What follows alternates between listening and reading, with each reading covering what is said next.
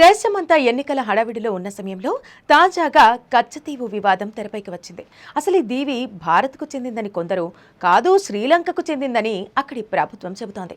అసలు ఈ దివి వివాదం తెరపైకి ఎందుకు వచ్చింది? ఈ కచ్చతీవులతో శ్రీలంకతో సంబంధం ఏంటి?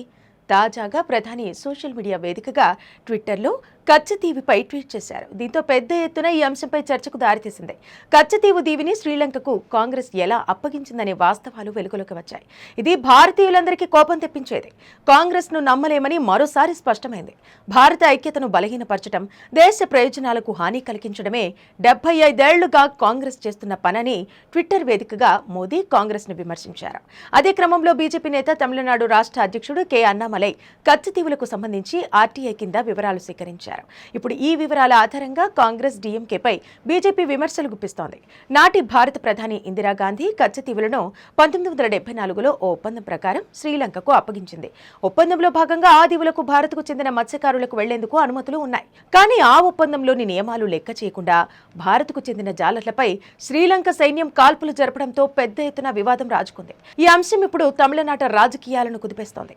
తాజాగా తమిళనాడు బీజేపీ నేత అన్నామలై ఆర్టీఐ ద్వారా సమాచారం సేకరించడంతో మళ్లీ వార్తల్లోకి వచ్చింది. రామేశ్వరానికి సమీపంలో భారత్ శ్రీలంకను వేరు చేస్తున్న పాక్ జలసంధిలో ఉంది ఈ కచ్చతీవి దీవి.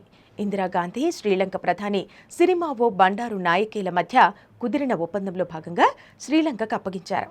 ఇది చాలా చిన్నదీవి, ఎవరూ ఉండరు. అయితే దీని పరిధిలో మత్స్య సంపద ఎక్కువగా ఉంటుంది. దీంతో భారత మత్స్యకారులు ఇక్కడ వేట ఎక్కువగా సాగిస్తుంటారు. శ్రీలంక తమది అన్న నెపంతో వీరిపై దాడులు చేయడంతో పాటు అరెస్టులు చేస్తోంది.